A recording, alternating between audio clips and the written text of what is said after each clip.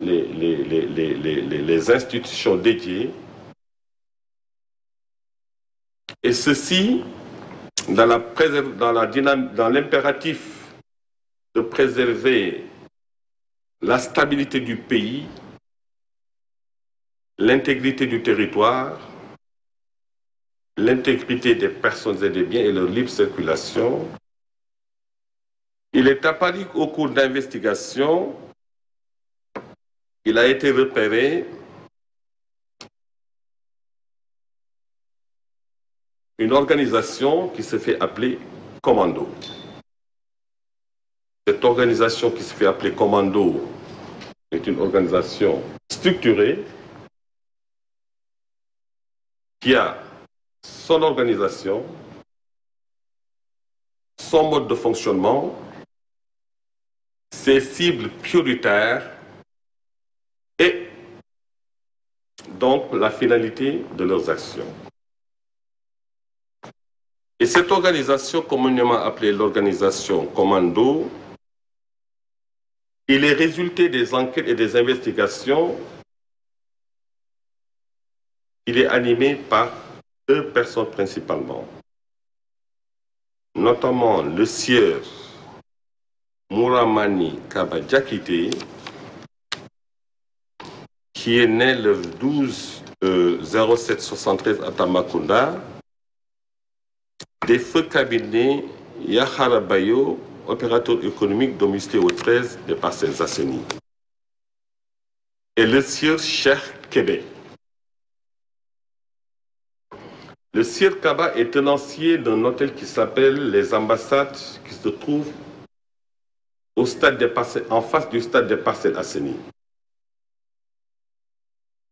Et dans les investigations opérées, ce sieur Mouramani Kaba Diakité est le coordonnateur des activités subversives du groupe qui se fait appeler le groupe Commando. Des activités subversives allant à la confection d'agents explosifs, à la convection de fumigènes, à la convection de cocktails Molotov, et tout ça en rapport avec l'appui déterminant d'un nommé Famara Mané, alias Nyancho, qui est un ancien commando de l'armée sénégalaise.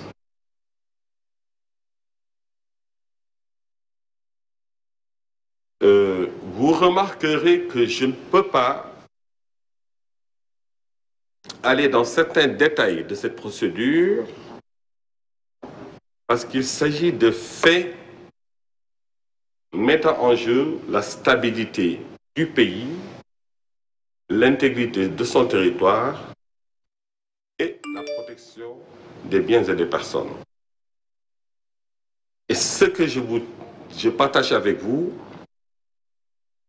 il est résulté des investigations qui ont été menées par les chevrons des enquêteurs et consignées sur procès-verbal régulier.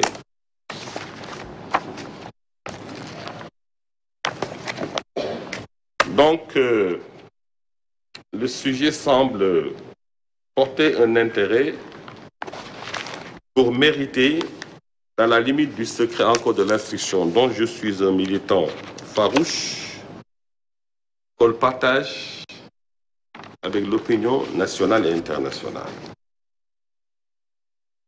Donc je disais que le sieur Mouramani Kaba Diakité est l'animateur, le coordonnateur des activités subversives du mouvement Commando. Et en cela, il s'occupait de la logistique, allant jusqu'à recruter et faire confectionner des outils et des instruments qui pourraient permettre, en cas de manifestation, d'annihiler, sinon de faire retarder les capacités d'intervention des forces de défense et de sécurité en dressant des S sur le passage. Si peut-être vous avez suivi, il y a peut-être un peu plus d'un an, en tout cas c'était après les événements de mars 2021, la presse a relayé l'arrestation de certaines personnes qui semblent être a priori anodins, des menuisiers métalliques à hauteur de Parcelles Assainies, qui fabriquaient des herses. Et donc tout ça rentrait dans le cadre de stratégie pour disposer d'éléments pouvant, le cas échéant, en cas de forfait, annihiler ou plutôt retarder l'intervention des forces de l'ordre. Et ça, il le faisait en parfaite intelligence à la tête de ce groupe avec un de ses lieutenants qui a été identifié au nom de Famara Mané, communément appelé Nyancho, qui est un ancien combattant de l'armée, et Cheikh Kébé. Cheikh Kébé, auxiliaire gendarme, ancien auxiliaire gendarme, et leur intention était carrément de mener des actes subversifs et d'installer le chaos. Et le process était de chercher à ériger des barricades par la convection de herse. Le process était de fabriquer des engins explosifs qu'ils pourraient utiliser à l'occasion de manifestations publiques. Et l'enquête a permis d'établir une connexion réelle entre ce groupe du commando et l'ancien groupe dont on avait parlé et qui sont actuellement l'objet d'action qu'on appelle force spéciale. Parce qu'il est révélé de l'audition de Famara Mané alias Nyancho qu'une partie des explosifs ayant servi aux événements de mars 2021 a été gardée par ses soins. Et quand le sieur Mouramani Kaba a été interpellé, il s'était empressé d'aller les cacher dans le territoire, dans le département de Mbour. Et l'enquête a pu établir cela. Toujours au titre de cette organisation, il y a le nommé Djiba, qui travaille en parfaite intelligence avec Farama Ramane alias Nyancho, parce que ce Djiba est rompu dans la fabrication d'explosifs. Et d'ailleurs, il y a lieu de préciser que leur interpellation fait suite à leur filature depuis leur domicile respectif, qui est l'hôtel des ambassades de Kaba, où ils tenaient leurs réunions, certaines de leurs réunions au niveau du dernier étage de l'immeuble, dans un appartement. Les investigations aussi ont permis de savoir que certaines de leurs réunions, ils les tenaient sur les gradins du stade municipal de Guédiawaye. Les investigations aussi ont permis d'établir qu'à l'approche des événements du 16 mars, ils se sont déplacés vers Karang, c'est ça, non? Et Diaoubé, à la recherche d'armes de précision. Parce qu'ils étaient détenteurs d'une lunette de précision qui leur permettrait de cibler et d'atteindre des cibles très pointues. Mais cette lunette de précision va naturellement avec une arme et l'idée était d'aller les chercher vers Diaoubé ou bien à Karang. L'enquête a permis de le suivre jusqu'à cela. Vous me dites quid de la lunette? Il l'aurait achetée, enfin, sa provenance aurait été identifiée au Burkina Faso.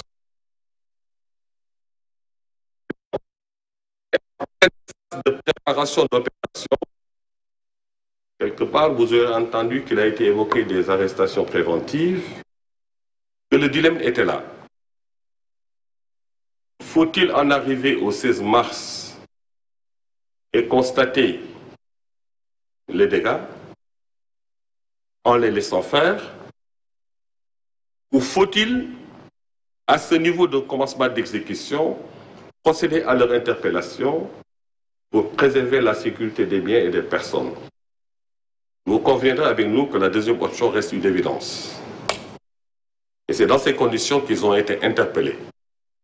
Le Sir Moura Manakaba en premier, le Sir Pape Famara Nukuma Mane alias Nyanto en second.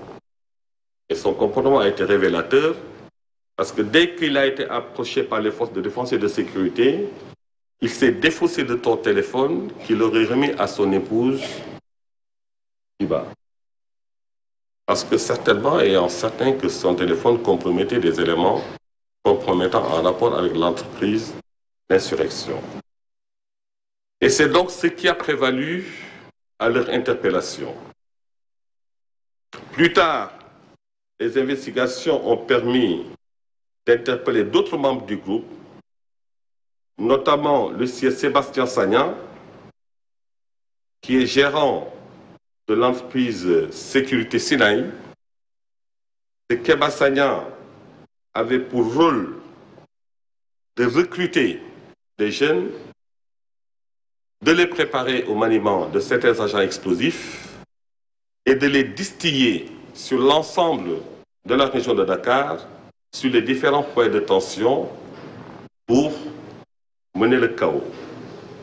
Et c'est dans ces conditions que Yacouba Mané a été arrêté et ce dernier, son rôle dans l'organisation consistait à ce qu'ils appellent, il était chargé de la résistance parcellaire. Toujours cette enquête a permis aussi d'identifier, de suivre et d'arrêter une personne dénommée Laï Sonko. Laï Sonko, comme Sébastien Sagnan, s'est chargé du recrutement des jeunes. Je disais tantôt au début de mon propos sur les commandos qu'il y avait deux branches. Une branche dirigée par Cheikh Kébé, Afé Kaba, Mouramani Kaba, Jakité, et une branche dirigée par Cheikh Kébé. Le sieur Cheikh Kébé, identifié, suivi, était le coordonnateur du groupe opérationnel.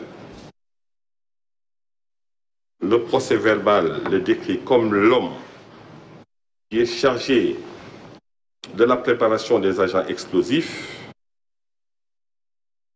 de leur stockage, de leur sécurisation et de leur remise aux membres du commando au jour dédié, c'est-à-dire au jour des manifestations publiques. Et le dessein de tout cela, c'est de poser des actions d'éclat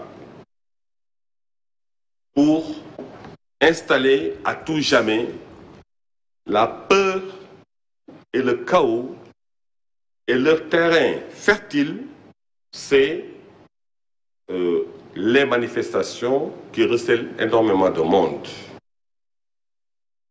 C'est dans ces occasions qu'ils profitent pour utiliser ces engins et à l'effet d'installer le chaos. Et donc, toujours Cheikh Kébé, le coordonnateur du groupe opérationnel des manifestations, a des relayeurs qui sont des membres du commando qui sont identifiés comme Ibrahima Biagui, Modou Sané, Momar Diatta. Ces derniers sont chargés d'infiltrer les manifestants avec ces agents explosifs et dans le dessein de s'attaquer aux biens publics. À titre d'exemple, entre les mains d'Ibrahima Biagui, ce dernier est détenteur de 45 cocktails Molotov, d'une puissance qui peut en annihiler plusieurs. Et l'objectif, c'est de les utiliser pendant des événements du 16 février pour faire des actions d'éclat. L'action d'éclat, selon eux, se définit comme une action d'envergure, l'attaque d'un édifice public, ou bien même attenter à la vie, à l'intégrité physique de certaines personnes. Sur ce point, je vais en revenir tout à l'heure. Et donc Ibrahima Biagui avait sous sa responsabilité 45 cocktails Molotov. Il a d'ailleurs travaillé en rapport avec Mamadou Sané, qui a eu à donner l'ordre à un certain Abdou Diakhaté d'aller transporter, lui amener 20 litres d'essence en vue des manifestations pour empêcher la tenue du procès de Ousmane Sonko.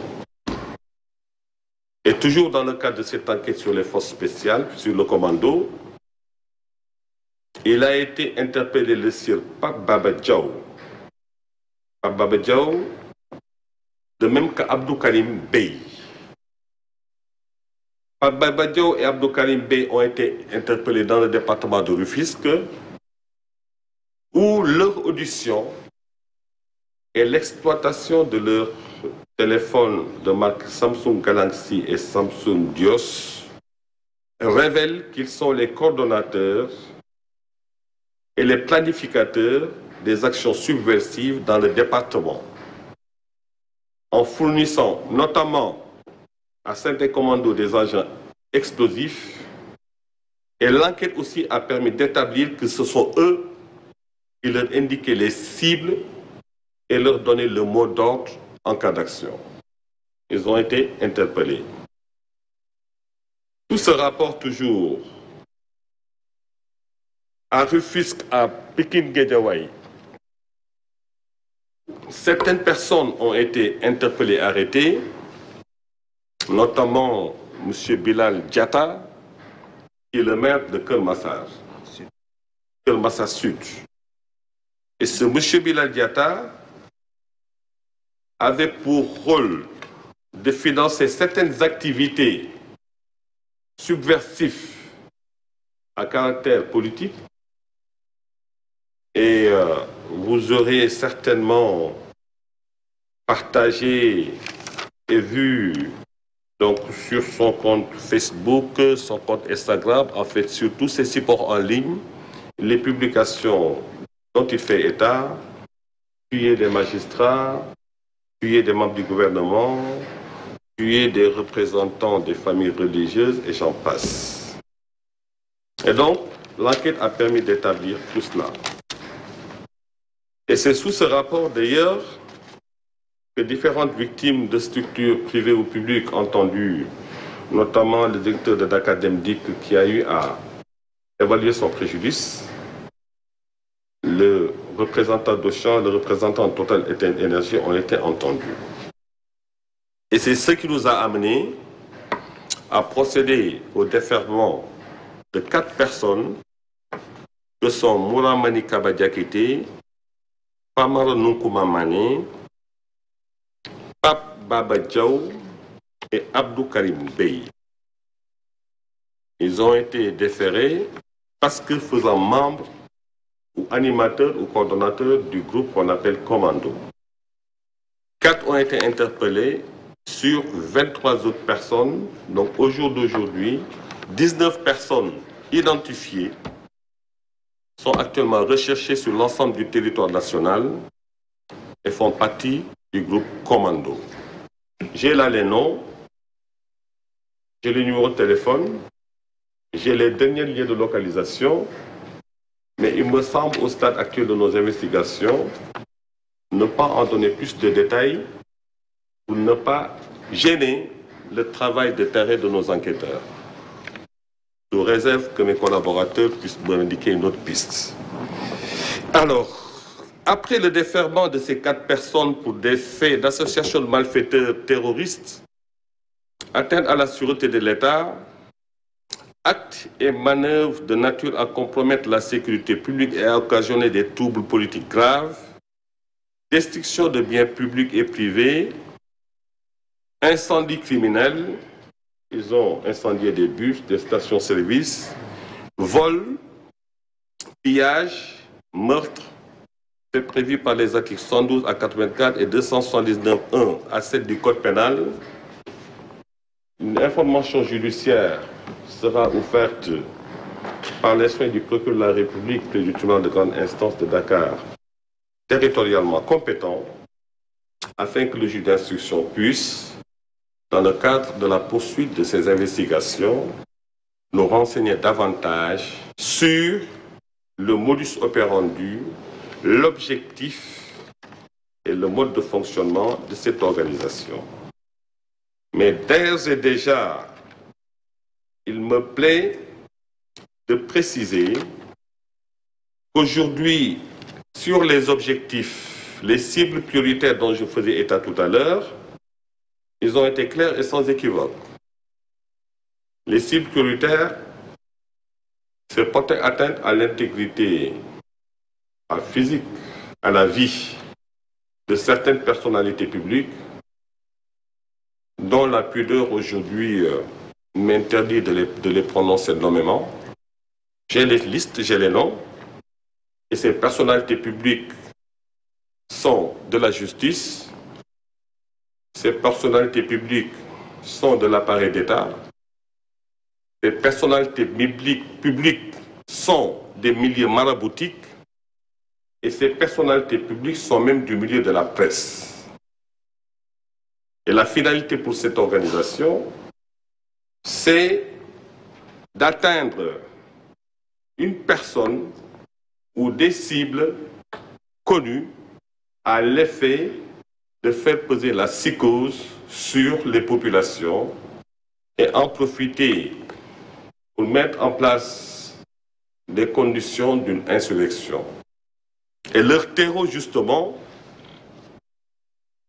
dans leur monitoring, dans leur mode de fonctionnement, la seule manière de le faire est à travers le relais sur les réseaux sociaux d'inciter une partie de la population à former des rassemblements, et ces rassemblements seraient justement le prétexte et le terreau qui leur permettrait d'entrer en action.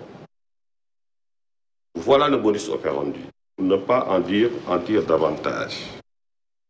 Et c'est donc fort de tout cela que l'État, la justice, sous la direction du procureur de la République, du tribunal de grande instance de Dakar et du procureur de la République du tribunal de grande instance de Mbour, de Pikine Guédiawaye, ici présent, ont procédé, j'enseigne avec le 5e point, à des arrestations.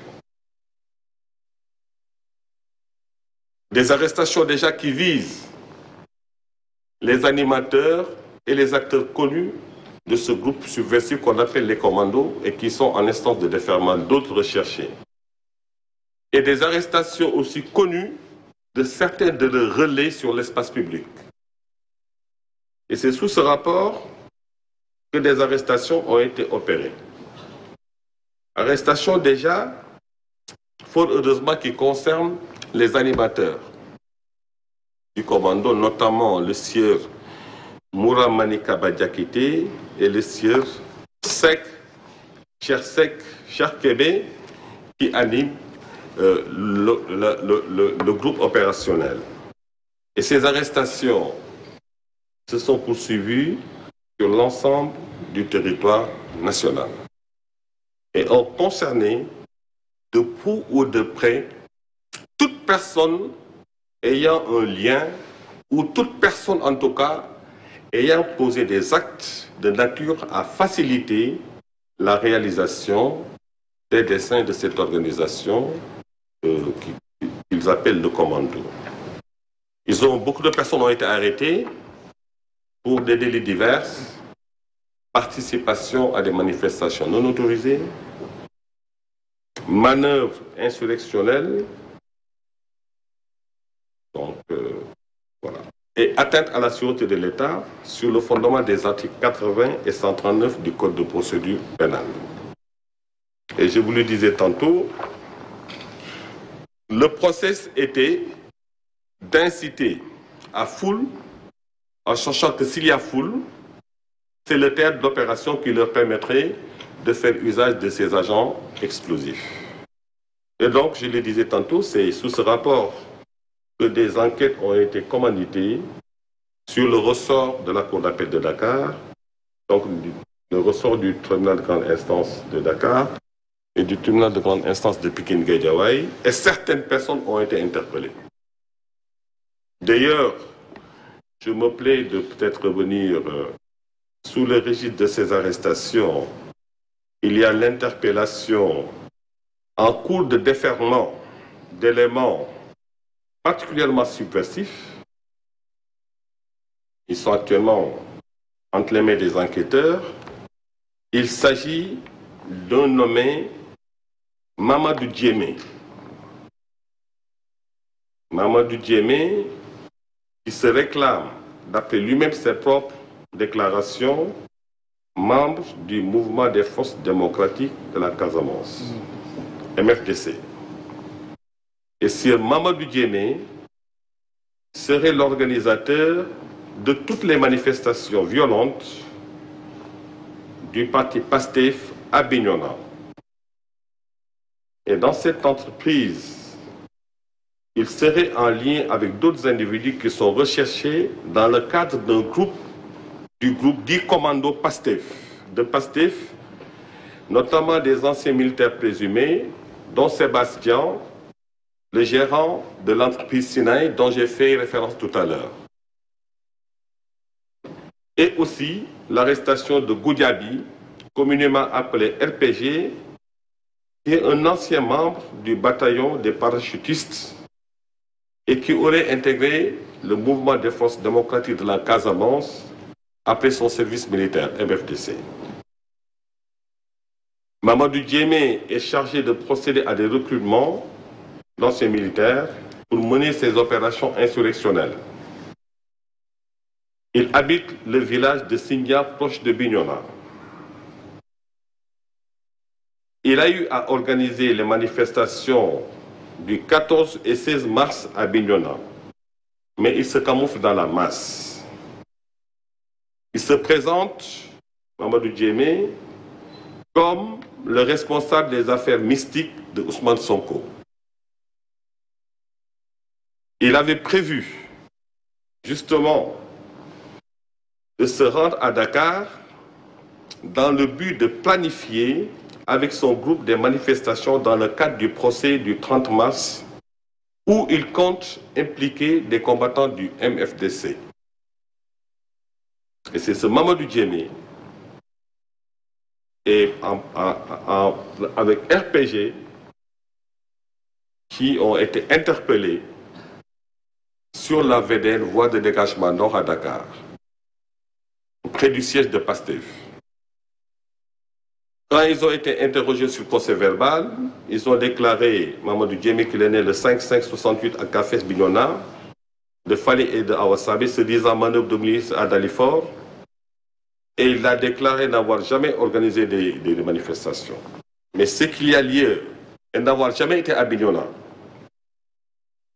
Mais l'exploitation de sa géolocalisation et de son téléphone en sa présence l'a convaincu de se rendre à l'évidence où il est établi. Il était dans la zone des manifestations à Bignona. Et en ce moment seulement, il a lui-même fini par admettre son rôle dans le cadre de ces manifestations.